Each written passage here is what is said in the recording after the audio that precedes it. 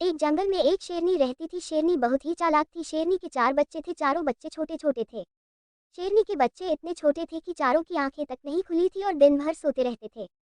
जब भी शेरनी कहीं बाहर शिकार के लिए जाती या थोड़ी देरी से आती तो बच्चे जोर जोर से रोने लगते और भूख से चिल्लाने लगते थे। शेरनी की गुफा के पास में एक भेड़िया रहता था। भेड़िया बहुत ही बूढ़ा हो चुका था और शिकार करने में असमर्थ था। भेड़िया दिन रात भूख से तड़पता रहता था और धीरे धीरे अपनी जान गंवा रहा था। तभी वहां से एक बिल्ली गुजरती है और बिल्ली भेड़िया की है हालत देखकर कहती है कि आपकी तो हालत बहुत ही नाजुक है, कोई शिकार क्यों नहीं करते हो। और भेड़िया अपने बुढ़ापे के बारे में बताता है और बिल्ली से मदद की गुहार लगाता है।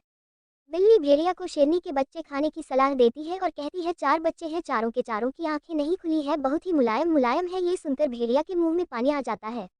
भेड़िया और बिल्ली दोनों ही शेरनी के बच्चे खाने की योजना बनाने लगते हैं कि शेरनी जब भी शिकार करने पर जाएगी और चुपके से हम दोनों जाकर शेरनी के बच्चे खा लेंगे।